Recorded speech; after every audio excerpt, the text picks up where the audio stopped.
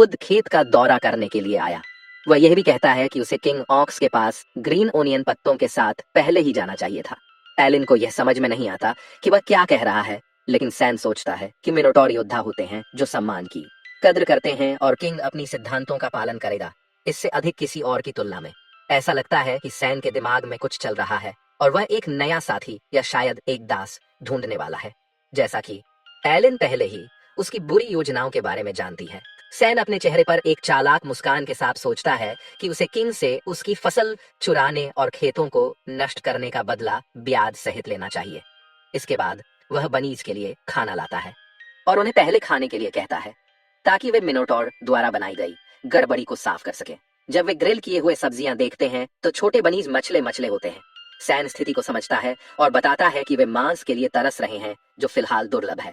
वह छोटे बनीज को समझाता है कि उन्हें बढ़ने के लिए खाना खाना चाहिए, और वह छोटे भालू की ओर इशारा करता है जो शांति से अपना खाना चबाता है और उन्हें समझाता है कि उन्हें सब्जियां खानी चाहिए। वह उन्हें बताता है कि नीला चांद आ रहा है और उन्हें खाना चाहिए, क्योंकि वे जल्दी ही बड़े होकर खेतों में अपने माता पिता की मदद करेंगे। जैसे ही वह छोटे बनीज को सब्जियां खाने के लिए मनाता है, वह छोटे भालू को अच्छी तरह से खाना खाने के लिए थपथपाता है और नोटिस करता है कि वह हाल ही में ज्यादा नहीं बढ़ा।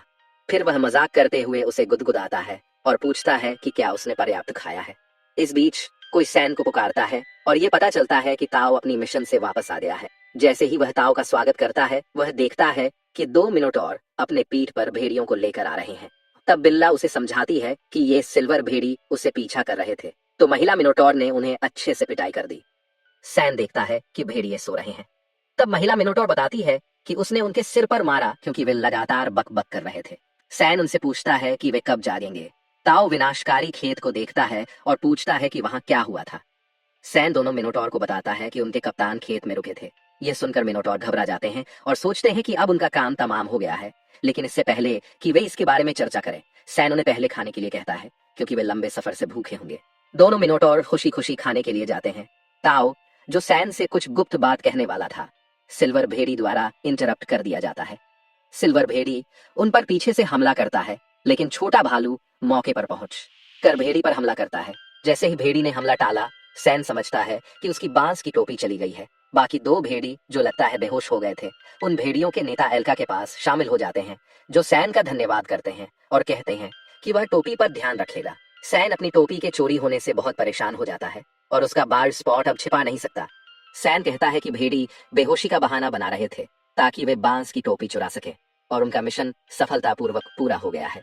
जैसे ही भेड़ी खेत से भागने लगते हैं, उन्हें एक विशाल और डरावनी क्रिम्सन ग्रिजली भालू द्वारा रुकवा लिया जाता है। गुस्साई क्रिम्सन भालू भेड़ियों को डर से कांपते हुए अपनी बड़ी पंजों और गरजती हुई आवाज के साथ उनकी ओर बढ़ती है। डरा हुए भेड़िया तुरंत भालू के सामने आत्मसमर्पण कर देते हैं और बांस की टोपी को जमीन पर फेंक देते हैं। बांस प्राप्त करने के बाद हमारा लड़का खुशी से भर जाता है और टोपी को वापस पहनता है, जबकि मिनोटॉर इस पर अफसोस जताते हैं कि उन्होंने पहले भेड़ी के पैरों को क्यों नहीं तोड़ा। मिनोटॉर और भालू के गुस्से को देखते हुए सैन स्थिति को संभालने का निर्णय लेता है, लेकिन छोटा भालू सभी भेड़ी को खाने का सुझाव देता है और उन्हें एक खतरनाक नजर से घूरता है। हमारा लड़का बाबी के विचार को नकारते हुए उसे शहद देने का प्रस्ताव करता है और जूनियर क्वीन बी का धन्यवाद करता है, जो छोटा भालू को शहद देती है क्योंकि वह उसे कुछ खाने की इच्छा महसूस करता है। वह गुस्से से भरे हुए दानवों की ओर बढ़ता है और उन्हें शांति से रहने के लिए कहता है। जैसे ही वह विशाल दानवों को आदेश देता है, सिल्वर वुल्फ एला सोचता है कि ये शक्तिशाली जानवर इस आदमी की बात क्यों सुनेंगे। एक भेड़ी एला को सूचित करता है कि वे इस आदमी को सैन कह रहे हैं, यह सोचते हुए कि यह 99वें फ्लोर का एक खास तरीका है। जैसे ही एला यह सुनता है, उसे यह महसूस होता है कि यह आदमी शायद महान काले ड्रैगन हो सकता है और यही कारण है कि सभी दानव उसकी बात मान रहे हैं। एला सोचता है कि 99वें फ्लोर पर ड्रैगन को सिजुन कहा जाता है। वह पूरी तरह से उलझन में है क्योंकि वह देखता है कि उस महान काले ड्रैगन को देखकर वह इतना कमजोर क्यों लगता है। सैन की ओर देखते हुए सिल्वर वुल्फ यह सोचता है कि शायद ड्रैगन उसकी परीक्षा ले रहा है ताकि वे अपनी रक्षा की लापरवाही कर सके। इस बीच हमारा लड़का भेड़ियों से पूछताछ करता है कि वे ताओ और बांस की टोपी का पीछा क्यों कर रहे थे। एला और अन्य भेड़ी सम्मानपूर्वक सिर झुकाकर माफी मांगते हैं। भेड़ी अपनी सफाई में कहते हैं कि वे नहीं जानते थे कि वे महान काले ड्रैगन का सामना कर रहे थे, और वे माफी मांगते हैं क्योंकि वे पेडिलर बिल्ला को उसके सेवक के रूप में पहचान नहीं सके। भेड़ी के इस दावे से सैन चौंका हुआ है, लेकिन एलिन, असली काला ड्रैगन, अपनी क्रिस्टल बॉल से यह सब देख रही होती है और बहुत उत्साहित होती है। वह तुरंत उसे सूचित करती है और सेजुन को विशेष अनुमति देती है कि वह काले ड्रैगन के रूप में अभिनय करे। एलिन उसे एक कार्य सौंपती है ताकि वह सिल्वर वुल्फ्स को काले ड्रैगन की महानता दिखाए और उसे विश्वास दिलाए कि यह उसके लिए लाभकारी होगा। हमारा लड़का चौंक जाता है और सोचता है कि एलिन उसे काले ड्रैगन की तरह क्यों अभिनय करने के लिए कह रही है। तभी उसे एहसास होता है कि वह असल में काली ड्रैगन है, न कि पंखों वाला सुअर। वह अब समझता है कि एलिन दरअसल एक डंजन प्रशासक है। सेजू उस कार्य को स्वीकार करता है और भेड़ियों के सामने खुद को काले ड्रैगन के रूप में प्रस्तुत करता है, दावा करते हुए कि उसने सोचा था कि वह इंसान के रूप में छिप सकता है, लेकिन भेड़ियों ने उसकी असलियत का पता लगा लिया। अब कुछ भी उल्टा नहीं हो सकता। वह एक डरावना चेहरा बनाता है ताकि भेड़ी डर जाए और शोर मचाते हुए दावा करता है कि वह महान काले ड्रैगन है। वह भेड़ियों को डांटता है कि उन्होंने उसकी चीजों पर नजर डाली और उसके सेवक ताओ को धमकाया। ताओ, जो सेजून के डरावने चेहरे से चौंक जाता है और कहता है, सेजून, तुम मुझे डरा रहे हो। लेकिन हमारा लड़का ताओ को ट्रीट्स देता है और कहता है कि क्या तुम्हें महान काले ड्रैगन का आशीर्वाद नहीं चाहिए। ये सुनकर ताओ जमीन पर उछल पड़ता है और शीखी मारता है कि मैं भयंकर काले ड्रैगन का सर्वेंट हूँ, अपने घुटनों पर बैठ के बात करो। बेचारा एला माफी मांगते हुए कहता है कि काले ड्रैगन को मेरी जान लेने का पूरा हक है क्योंकि वह भेड़ियों का नेता है, लेकिन वह अपने अन्य भेड़ी साथियों की जान छोड़ने का अनुरोध करता है। हमारा लड़का भेड़ियों को माफ करने का निर्णय लेता है, लेकिन यह मामला यहीं खत्म नहीं होता। वह 10,000 डंजन सिक्के की मांग करता है, यह कहते हुए कि यह उनके द्वारा ताओ की जान को खतरे में डालने का मूल्य है और यदि वे यह कर्ज चुकाते हैं तो वह उन्हें माफ कर देगा। भेड़ी यह जानकर चौंक जाते हैं कि उन्हें इतनी बड़ी रकम चुकानी पड़ेगी और ताओ चकित होता है क्योंकि उसे नहीं पता था कि उसकी जान इतनी कीमती है। हमारा लड़का ताओ से कहता है कि वह उनके प्रोडक्ट डिस्ट्रीब्यूशन का सीईओ है और उसे कॉन्ट्रैक्ट निकालने के लिए कहता है। इस बीच एला बताती है कि उनके पास इतनी रकम चुकाने के लिए नहीं है। पेडिलर बिल्ला अपने रुकसैक से कॉन्ट्रैक्ट का कागज बाहर फेंकता है और कहता है कि अगर उनके पास पैसे नहीं हैं तो उन्हें लेबर के रूप में कर्ज चुकाना होगा। भेड़ी यह नहीं समझते कि पेडिलर बिल्ला क्या कह रहा है और ताओ स्पष्ट करता है कि उन्हें लेबर करके कर्ज चुकाना होगा। ये सुनकर एला और अन्य भेड़ी अपने एम्प्लॉयर ग्रीड को याद करते हैं। विचार करने के बाद एला सम्मान पूर्वक काले ड्रैगन के कॉन्ट्रैक्ट पर साइन करने से मना कर देता है, जबकि एडमिनिस्ट्रेटर को गुस्सा आता है। हमारा लड़का भेड़ियों के प्रमुख नेता की ओर बढ़ता है और उससे पूछता है कि वह उसका प्रस्ताव क्यों ठुकरा रहा है। तब एला सेजुन को बताता है कि वे 85वीं मंजिल पर रहते हैं, जहां वे लंबे समय से सूखे से पीड़ित हैं। ग्रीड नामक जमींदार के यहाँ काम करने से हमें अपने बच्चों को खिलाने के लिए मुश्किल से पर्याप्त भोजन मिलता है। ग्रीड ने हमें स्ट्रॉ हैट वापस लेने का आदेश दिया। इसका मतलब है कि हमारे पास फूड की कोई सप्लाई नहीं है और अगर हम आपके लिए काम करेंगे तो हमारे बच्चे भूखे मर जाएंगे। इसलिए कृपया हम पर दया करें। हम निवेदन करते हैं कि आप हमें इसकी कीमत अपनी जान देकर चुकाने दीजिए। सेजू भेड़ी के नेता से उसका नाम पूछता है और उसे यह बताने के लिए कहता है कि वे खेत में क्या करते हैं। भेड़ी उत्तर देता है कि वह खेती करता है। यह सुनकर हमारा लड़का कॉन्ट्रैक्ट में एक और शर्त जोड़ने का निर्णय लेता है, जिसमें कहा जाता है कि एला की जाति कर्ज चुकाने में मदद करेगी और बदले में वह उन्हें पूरे कबीले के लिए पर्याप्त खाना देगा। भेड़ी जब ये खबर सुनते हैं तो एल्को और एल्की खुशी से कूद पड़ते हैं और कहते हैं कि उन्हें अब उस गरीब सुअर की सेवा नहीं करनी पड़ेगी। वे सेजुन का धन्यवाद करते हैं। इसे स्क्रीन से देख रहे एडमिन का दिल पिघल जाता है। वह मुस्कुराती है और क्वेस्ट के पूरा होने की सूचना भेजती है, ये कहते हुए कि उसे खुशी है कि काले ड्रैगन की सराहना की गई है। बाद में एला कॉन्ट्रैक्ट पर हस्ताक्षर करता है और सेजू उसे सूचित करता है कि ताओ उनके सुपरवाइजर होंगे और वे उसे रिपोर्ट करेंगे। बिल्ला खुशी से यह दिखाता है कि अब वह बॉस है। ताओ फिर भेड़ी को अपने कोवर्कर मिनोटॉर से मिलवाने ले जाता है, ये कहते हुए कि वे उनसे बहुत कुछ सीखेंगे। भेड़ी अपनी पहले की गलती के लिए माफी मांगते हैं और मिनोटॉर के साथ काम करने के लिए तत्पर रहते हैं। हमारा लड़का फिर ग्रीड यानी जमींदार के बारे में सोचता है, जो टॉवर में एक और उच्च प्रोफाइल व्यक्ति हो सकता है और वह भविष्य में एक खतरा बन सकता है। वह यह तय करता है कि अगली बार जब वह नीचे जाएगा तो भेड़ी को ताओ के साथ भेजेगा ताकि इस तरह से मिनोटॉर खेती पर ध्यान केंद्रित कर सके। लेकिन उसकी सोच में बाधा तब आती है जब ताओ भूख से परेशान होकर मछली मांगता है ताकि वह भेड़ी के साथ बांट सके। अब जब हमें एहसास हुआ कि टोपी महान काले ड्रैगन की है तो हमारा मिशन फेल हो गया है। सेजुन, जिसने बिल्ले को उनके प्रोटीन स्रोत की कमी के बारे में नहीं बताया था, यह सब उसे बता देता है। यह सुनकर ताओ शोर मचाना शुरू कर देता है और सेजुन को धोखेबाज कहता है। फिर जब हमारा लड़का और टाले योद्धा खरगोश तालाब के पास बैठते हैं तो वह ताऊ से कहता है कि वह गुस्सा करना बंद करे और उसे उम्मीद देता है कि वे चीजों को ठीक करने की कोशिश कर रहे हैं। ताऊ स्पष्ट करता है कि वह तब तक काम नहीं करेगा जब तक उसे कुछ नहीं मिलता। हमारा लड़का तालाब के पानी में हाथ डालकर यह जांचता है कि जहर घुल गया है या नहीं, और काले खरगोश को चेतावनी देता है कि वह तालाब के दूसरी ओर की खोज करने के लिए तैयार हो जाए। काले योद्धा खरगोश अपनी हथौड़ी से वार करता है, जिससे चट्टानें टूटकर गिर जाती हैं और कीचड़ पानी में उड़ जाता है। जब काले खरगोश छेद से तैरता हुआ गुजरता है तो वह तुरंत वापस लौट आता है, क्योंकि वहां बहुत अंधेरा है। सेजो उसे चेतावनी देता है कि अंधेरे में तैरना सुरक्षित नहीं होगा, भले ही रास्ता चौड़ा हो, और ताऊ से पूछता है कि क्या उसके पास ऐसा कुछ है जो काले खरगोश को रास्ता रोशन करने में मदद कर सके। ताऊ, जो बच्चे खरगोशों के साथ खेल रहा था, वह अपना रुकसैक उलट देता है और उसमें से सभी चीजें बाहर फेंकता है, जो कि छोटी मोटी चीजें और बेकार की वस्तुएं होती है। हालांकि एक चीज सेजों की नजर में आ जाती है जब वह ताऊ के रुकसैक से गहनों की एक स्क्रैच हुई माला उठाता है। इसके तुरंत बाद हमारा लड़का एडमिन से कहता है कि वह इस माला की जांच करे जैसे उसने बांस की टोपी की थी। एडमिन जवाब देती है कि वह अच्छे हाथों में है और यह खुलासा करती है कि यह वस्तु वही है जो उसे चाहिए। सेजो उसे चेरी टमाटरों की टोकरी देता है और क्वेस्ट पूरा करने के बाद उसे एक इनाम मिलता है, वह माला। माला सेजो के हाथ में आते ही वह देखता है कि इसकी रूप रंग पूरी तरह से बदल चुका है। यह वस्तु अब एक एम्बर की माला बन गई है जिसमें लाइट मैजिक की खुदाई है। हमारा लड़का खुशी से झूम उठता है, यह जानकर कि यह माला उनके आसपास की जगह को रोशन करती है, जिससे खरगोश को अंधेरे तालाब में बेहतर ढंग से देख सकेगा। सेजूंग खरगोश की प्रशंसा करता है और कहता है कि छेद अब बहुत बड़ा हो गया है, जिससे खरगोश आसानी से वहां से गुजर सकता है। ताओ, जो बच्चे खरगोशों के साथ खेल रहा था, बड़बड़ाता है कि उसके रुकसैक में बहुत सी चीजें हैं और वह खरगोश के लिए कोई लाइट ढूंढ सकता है। इसके बाद बिल्ला सेजुन से पूछता है कि क्या इससे मदद मिली, और अतिरिक्त सीईओ घंटों की गुजारिश करता है। सेजुन ताओ की तारीफ करता है और उसके मुलायम पंजों को सिकोड़ते हुए उसे गोल्डन पॉज कहता है। फिर वह ताऊ को अपने फार्म का सीईओ और डिस्ट्रीब्यूशन हेड अपॉइंट करता है। उसके शब्दों पर विश्वास नहीं कर पा रहा। बिल्ला बेहद खुश हो जाता है और सेजुन उसे अपनी बाहों में पकड़ लेता है। इसके बाद हमारे लड़के ने ताऊ को एक दिन के लिए प्रेसिडेंट बनाने का निर्णय लिया ताकि वह नया प्रमोशन का जश्न मना सके। खुशी से भरपूर बिल्ला थोड़ा खुशी से नाचता है। अब जब ताऊ एक दिन के लिए प्रेसिडेंट है, वह काले योद्धा खरगोश को माला का इस्तेमाल करने और मछलियों का ढेर लाने का निर्देश देता है। काले खरगोश ने उत्साह से सहमति दी और प्रोटीन सुरक्षित करने के लिए रेडी हो जाता है। फिर सेजू माला पहनता है तो स्टेटस विंडो दिखता है जिसमें लिखा है कि उपयोगकर्ता के जादू की शक्ति जितनी अधिक होगी, माला का प्रकाश उतना ही तेज होगा।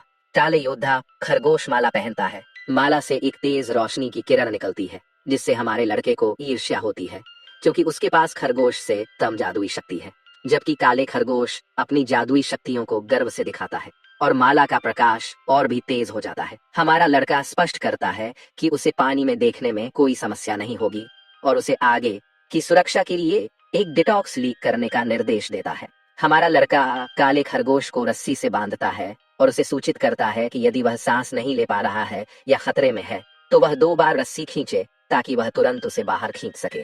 तैयार होकर सेजू उसे याद दिलाता है कि वह छुरी का भी इस्तेमाल कर सकता है, क्योंकि पानी में हथौड़ी का उपयोग करना मुश्किल होगा। आखिरकार योद्धा खरगोश तालाब में कूदता है, अपनी सभी चीजें लेकर, और छेद से तैरता हुआ जाता है। जैसे ही वह छेद से तैरता हुआ जाता है, वह दूसरी तरफ एक बड़ा छेद देखता है। वह उस स्थान से प्रवेश करता है और सीमा पर पूरा इकोसिस्टम देखता है। दृश्य से मोहित होकर वह आगे तैरता है और पास से गुजरती मछलियों को देखता है। हालांकि काले खरगोश को यह महसूस होता है कि सारी मछलियां मर चुकी हैं और उसे याद आता है कि यह तालाब के पानी में मिलाए गए टॉक्सिक सूप के कारण है। वह अपनी छुरी निकालता है और एक विशाल एलफिश को काटता है। जैसे ही वह मछली को काटता है, एक रोशनी चमकती है और ये पता चलता है कि काले खरगोश ने एक बिजली एल का आंतरिक कोर निकाल दिया है। वह आंतरिक कोर को अपने हाथों में पकड़े हुए सोचता है कि अब वह से जुन का पसंदीदा बन जाएगा, जबकि ताओ, जो पहले प्रिय था, कोने में उदास बैठा है और चालाकी से मुस्कुराता है। काले खरगोश उस चमकते आंतरिक कोर को पकड़ता है और विशाल एल के चारों ओर रस्सी बांधता है ताकि उसे वापस गुफा में ले जा सके। अचानक योद्धा खरगोश को पीछे से कुछ महसूस होता है। यह एक बड़ा शार्क है जो उसकी ओर तेजी से आ रहा है और उसने अपनी बड़ी जबड़े खोल रखी है। शार्क खरगोश की रस्सी में बंधी विशाल एल को पकड़कर आगे तैरने लगता है और योद्धा खरगोश को खींच ले जाता है। वह अचानक हुए हमले से हैरान होता है। अंततः विशाल एल 2 टुकड़ों में कट जाती है और काले खरगोश ने रस्सी को 2 बार खींच लिया, इससे पहले कि वह बेहोश हो जाए। तभी सेजू को संकेत मिलता है और वह सभी को रस्सी को कसने का आदेश देता है। वे अपनी पूरी ताकत से रस्सी खींचते हैं और अंत में काले खरगोश को छेद से बाहर निकाल लेते हैं। घबराए हुए सेजुन ने काले खरगोश को पकड़ा जो बेहोश दिखाई दे रहा था और उसे जगाने की कोशिश करता है।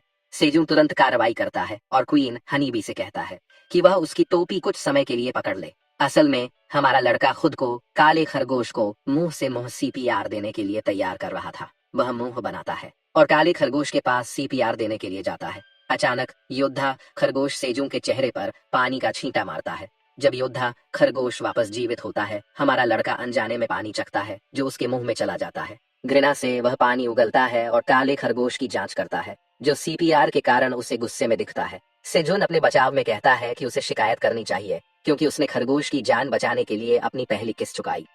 पेरेंट फार्मर खरगोशों ने काले खरगोश के चारों ओर इकट्ठा होकर देखा कि वह ठीक है।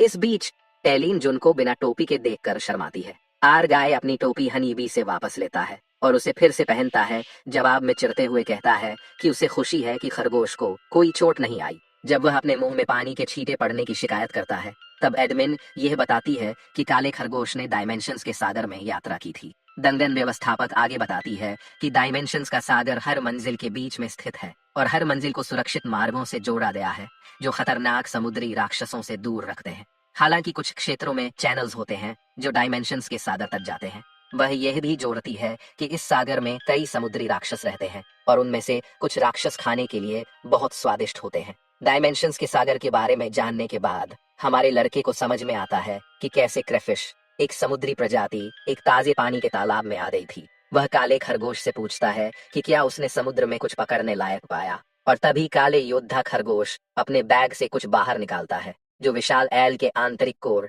जैसा प्रतीत होता है। सेजू आंतरिक कोर को हैरान होकर देखता है और काले योद्धा खरगोश ने जिस रस्सी से उसे बांध रखा था उसे खींचा, जिससे विशाल बिजली एल तालाब से कूदकर जमीन पर गिर जाती है। सेजुन इस बात से उत्साहित हो जाता है कि खरगोश ने विशाल एल का सिर निकाल दिया है। उसी समय पिरान्हा और क्रेफिश की बहुत सी मछलियां तालाब में घुस आती हैं। खुशी से भरकर वे मछलियों के स्वर्गीय दृश्य का आनंद लेते हैं और प्रोटीन के स्रोत को वापस लाने का अपना लक्ष्य पूरा करते हैं। जब हमारे लड़के को समझ में आता है कि विशाल एल का मोटा सिर सभी मछलियों को पीछे खींच लाया होगा, तो वह खुशी में काले खरगोश के साथ घूमते हुए उसकी बेहतरीन काम की सराहना करता है। इस पल को मनाने के लिए वह मैदान में एक बड़ा बारबेक्यू पार्टी आयोजित करने की घोषणा करता है। खरगोश, खनिक और भालू गुफा के बाहर अपने खाने का आनंद लेते हैं। बाद में ताओ सेजुन को बताता है कि उसने 38वीं मंजिल पर सुना था कि उसका परिवार खतरे में है, और यह भी बताया कि डोंग शिक ने उसके परिवार की सुरक्षा का प्रस्ताव दिया है। अपने परिवार के बारे में चिंतित सेजुन सोचता है कि क्या उसके टमाटर इतने प्रसिद्ध हैं, क्योंकि हमारे लड़के को इसका कोई अंदाजा नहीं था। वह अपने परिवार के बारे में चिंतित हो जाता है क्योंकि उसने कभी नहीं सोचा था कि वे खतरे में हो सकते हैं। अपने परिवार की सुरक्षा सुनिश्चित करने के लिए एरी ताओ को अगले बार टावर के नीचे यात्रा करते समय डोंग शिक से पूछने का निर्देश देता है कि उसके परिवार की सुरक्षा कैसे हो रही है। फिर वह डोंग शिक की मदद का बदला चुकाने के बारे में सोचता है और ताओ उसे बताता है कि वह भी चेरी टमाटर पसंद करता है। सेजुन खुश होकर कहता है कि वह डोंग शिक को कुछ और फसलें भेजेगा, जबकि ताओ उसकी गोदी में चढ़कर उसे ट्रीट मांगता है। बिल्ला कुछ महसूस करता है और बताता है कि काले खरगोश ने उसे जो क्रिस्टल बॉल दी थी वह हिल रही है। दरअसल वह विशाल एल का आंतरिक कोर है। हमारा लड़का आंतरिक कोर को पकड़ता है और ताओ से कहता है कि अगर वह इसे खाता है तो उसे एक कौशल प्राप्त हो सकता है। इस दौरान ताओ आंतरिक कोर को सूंघता है। बिल्ला आंतरिक कोर से दूर हट जाता है और कहता है कि यह बालों को कठोर और उलझा सकता है। हालांकि सेजुन को आंतरिक कोर के कौशल पसंद आते हैं क्योंकि उसने टावर में प्रवेश करने के बाद सिर्फ खेती के कौशल प्राप्त किए हैं और अब कुछ अलग तरह का कौशल आजमाना चाहता है। हमारा लड़का महसूस करता है कि वह किसी साहसिक यात्रा पर है, लेकिन ताओ उसकी उम्मीदों पर पानी फेर देता है और बताता है कि वह अभी अभी गुफा से बाहर आया है। जिज्ञासु ताओ उससे पूछता है कि वह आंतरिक कोर को खाकर कौशल क्यों नहीं प्राप्त कर रहा है। दुर्भाग्यवश हमारा लड़का अभी तक आंतरिक कोर नहीं खा सकता क्योंकि वह स्वीकार करता है कि उसके पास पर्याप्त जादुई शक्ति नहीं है। हमें दिखाया जाता है कि सेजुन का जादू स्तर 8.5 है, जबकि उपयोगकर्ता के लिए आवश्यक स्तर 10 या उससे अधिक है।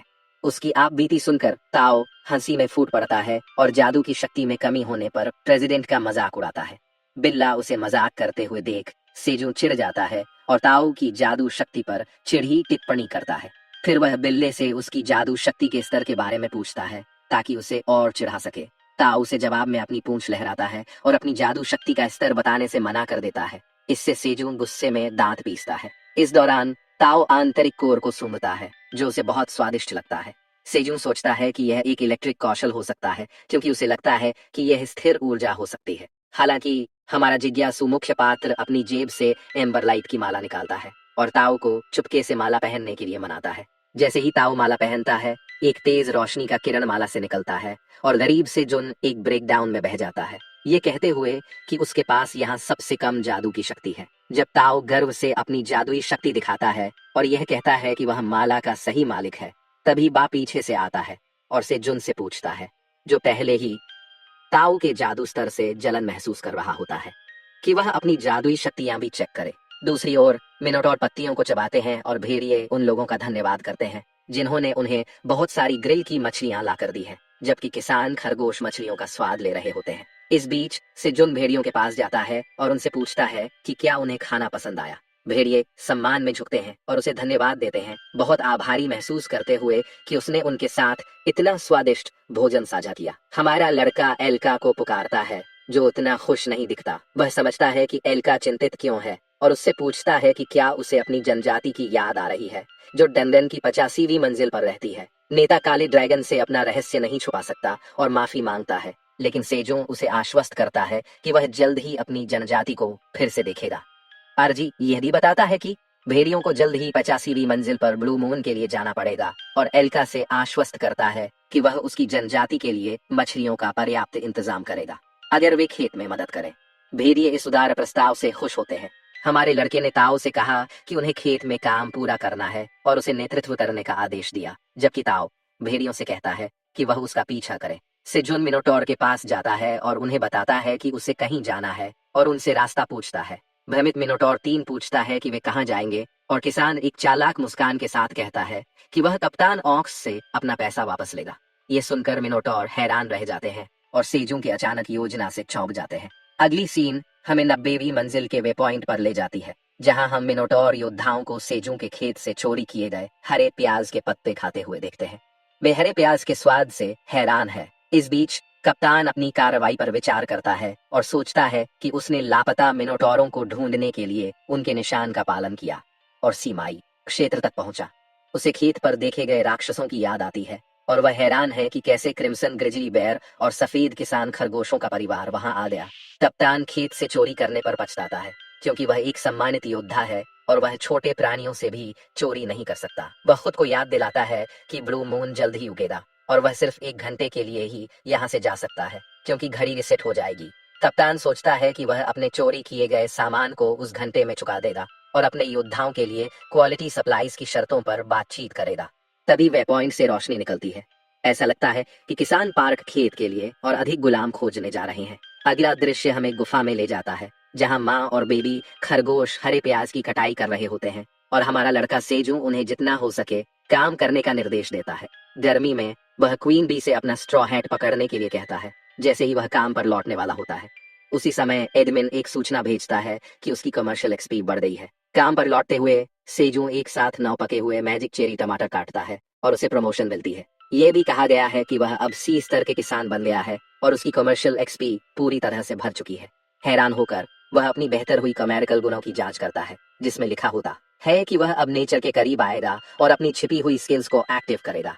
उसकी छिपी हुई स्किल्स नेचर का दोस्त होना है, जिसका मतलब है कि वह अब नॉन वर्ड्स में बात करने वाले जानवरों से बातचीत कर सकता है। अपनी छिपी हुई प्रतिभा पर विश्वास न करते हुए हमारे लड़के ने पत्नी खरगोश को पुकारा जो जवाब देती है हाँ। सेजून घबराकर जमीन पर गिर जाता है क्योंकि वह समझता है खरगोश ने जो अभी कहा ये मानने के लिए कि वह जो कह रही थी वह सही है। वह पत्नी खरगोश से एक बार और अपना नाम पुकारने के लिए कहता है। इस बीच सिकली खरगोश वहां आता है और सेन से पूछता है कि क्या सब कुछ ठीक है। ये सुनकर हमारा लड़का सिकली खरगोश को पकड़ लेता है और उसके चेहरे पर चूमता है। जब वह सिकली खरगोश से कहता है कि वह जो कुछ भी कह रहा है वह फिर से बोले तो खरगोश गुस्से में आकर उसे धमकी देता है कि वह अपने अंकल का चेहरा सिकली से खरोंच डालेगा। अचानक से सिजुन सिकली खरगोश को जवाब देता है और कहता है कि वह उसे खरोंच नहीं सकता क्योंकि वह एक और गंजा धब्बा सहन नहीं करेगा। दोनों एक दूसरे को देखकर पूरी तरह से उलझे हुए होते हैं। डैडी खरगोश और सिकली खरगोश ये सोचने लगते हैं कि क्या सेजुन उन्हें समझता है, जिस पर हमारा लड़का सिर हिलाता है और बनीज को बताता है कि उसने एक नई स्किल हासिल की है। ये न्यूज़ किसान खरगोशों के बीच हलचल पैदा कर देती है, क्योंकि वे सभी सेजुन के पास इकट्ठा होते हैं, जो अभी ये घोषणा कर चुका है कि उसके पास उन्हें बताने के लिए एक बड़ी खबर है। वाइफी खरगोश अपने पति से पूछती है कि क्या सेजू ने कुछ खतरनाक खाया है, तो हमारा लड़का उसे आश्वस्त करता है कि ऐसा कुछ नहीं है। वाइफी खरगोश चौंक कर चुप हो जाती है। इसके बाद सभी खरगोश हमारे लड़के के पास कूदते हुए आते हैं और कहते हैं कि उनके पास उसे बताने के लिए बहुत कुछ है। फिर वह उनसे माफी मांगते हुए कहते हैं कि वह अब तक उनके साथ ठीक से संवाद नहीं कर पाए, और जैसे ही वह खरगोशों से बातचीत खत्म करता है, उसकी नजर क्वीन बी पर पड़ती है, जो बहुत उत्साहित दिखती है। वह उससे पूछती है कि क्या वह उसे भी समझ सकता है। वह उसे सिर पर थपथपाता है और कहता है कि वह उसे बहुत अच्छे से समझता है। ये सुनकर क्वीन भी खुशी से उसे गले लगाती है और बाकी सभी मधुमक्खियां भी उसके साथ जुड़ जाती है। फिर सेजून सभी को गुफा के बाहर बड़ी खबर बताता है, और जैसे ही वह डैडी खरगोश से अपनी स्ट्रॉ हैट पहनता है, एक सूचना आती है। सूचना में बताया जाता है कि वह जो स्ट्रॉ हैट पहन रहा है वह पैट्रिक का है और अब उसका स्तर बढ़ चुका है। ये समझकर कि हैट की क्षमताएं अपग्रेड हो गई हैं, क्योंकि वह एक नए लेवल पर पदोन्नत हो गया है, हमारा लड़का एक और स्किल प्राप्त करता है, जिसे विकास बढ़ोतरी स्किल कहा जाता है, जो एक वीक तक 10 प्रोडक्ट्स की ग्रोथ को बढ़ावा देगा, बिना किसी साइड इफेक्ट के। और यह कौशल 10 दिनों तक कार्य करेगा। इस अद्भुत कौशल को प्राप्त करने के बाद सेजू खुशी से झूम उठता है और यह विचार करता है कि वह इस नए कौशल का सर्वोत्तम उपयोग कैसे कर सकता है। इसके बाद हमारा लड़का खेत में सोलर स्वीट पोटैटो की कलियां मिट्टी में लगाता है। वह मिट्टी को थपथ पाता है, अपनी वृद्धि बढ़ोतरी कौशल को सक्रिय करता है, और उसे सूचना मिलती है कि सोलर स्वीट पोटैटो की वृद्धि एक सप्ताह तक तेज हो जाएगी। सोचते हुए वह समझता है कि यह खेत के बाहर सोलर स्वीट पोटैटो को लगाने का बिल्कुल सही समय है, लेकिन उसे इस बात की चिंता होती है कि हरे प्याज के बीच में जगह की कमी के कारण स्वीट पोटैटो उगाने में समस्या हो सकती है। अचानक नए लगाए गए सोलर स्वीट पोटैटो बढ़ने लगते हैं और हिलने लगते हैं, जिससे सैजुन चिंतित हो जाता है और सोचता है कि वे ग्रोथ बढ़ोतरी कौशल से कहीं ज्यादा तेज बढ़ रहे हैं। हालांकि ये पता चलता है कि हरे प्याज के खेत की फसल ऊर्जा स्वीट पोटैटो की कलियों में प्रवाहित हो रही है और फसल की उपज 50% तक बढ़ जाएगी, जब तक कि फसल कटाई न हो जाए। हमारा लड़का खुशकिस्मत होता है क्योंकि वह कौशल से दोहरे फायदे प्राप्त करता है, जिससे उसे यह सोचने का मौका मिलता है कि वह उम्मीद से जल्दी स्वीट पोटैटो की फसल काट सकेगा। थोड़ी देर बाद वह पीछे से कोई आवाज सुनता है और मुड़कर देखता है, तो उसे बेबी बेर अपने मोटे शरीर के साथ उसकी तरफ कूदता हुआ दिखाई देता है,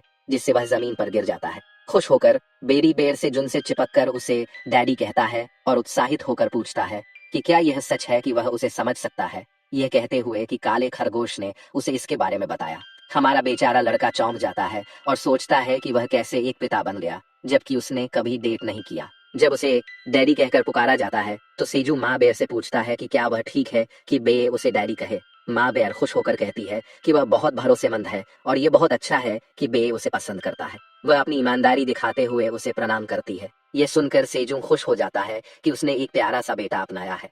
अब जब उसे बेबी बेर की बात समझ में आती है, तो बे कहता है कि वह भूखा है और उसे शहद, हरे प्याज, स्वीट पोटैटो और मछली खानी है। वह अंत में अपने डैडी से सब कुछ बताता है कि वह क्या खाना चाहता है, और कहता है कि उसने इस पल के लिए बहुत समय इंतजार किया। हमारा लड़का बेबी बेर की अच्छी भूख की तारीफ करता है और घोषणा करता है कि आज वह कुछ खास खाने को मिलेगा। वह उत्साहित होकर बे को अपनी नई फसल के बारे में बताता है और ताजे दिखने वाले आलू निकालता है। नई चीज को स्ट्रेंथ आलू कहा जाता है, जो स्वादिष्ट और पोषक तत्वों से भरपूर होते हैं। जब खाया जाता है, हर आलू 30 ग्राम शरीर की चर्बी को घोल देता है और 10 मिनट के लिए ताकत को थोड़ा बढ़ा देता है। सेजुन अपनी नई प्रतिभा का जश्न मनाने के लिए ताजे कटे आलूओं से भरा हुआ एक बर्तन तैयार करता है और सभी को रात के खाने के लिए बुलाता है। सेजुन खरगोशों, मिनोटॉर, बेर और सिल्वर भेड़ियों के साथ दावत में शामिल होता है। आखिरकार वह अपनी सर्वाइवल डायरी में उन मजेदार चीजों के बारे में लिखता है जो आने वाली हैं। अगला दृश्य दंजियन की 99वीं मंजिल पर होता है, जहां हम देखते हैं कि किसान गेंद वे पॉइंट के लिए निकल रहे होते हैं। बे अपने डैडी को बिना अपने साथ ले जाते देख दिल ही दिल रोता है और जोर देकर कहता है कि वह उनके साथ रहना चाहता है, जबकि हमारा लड़का ताऊ से पूछता है कि क्या उसने पर्याप्त हरे प्याज की पत्तियां पैक की है। बेली उसे आश्वस्त करती है कि उसने अपनी रक्सैक में ढेर सारी पत्तियां पैक की हैं और भेड़ियों के पास भी हैं।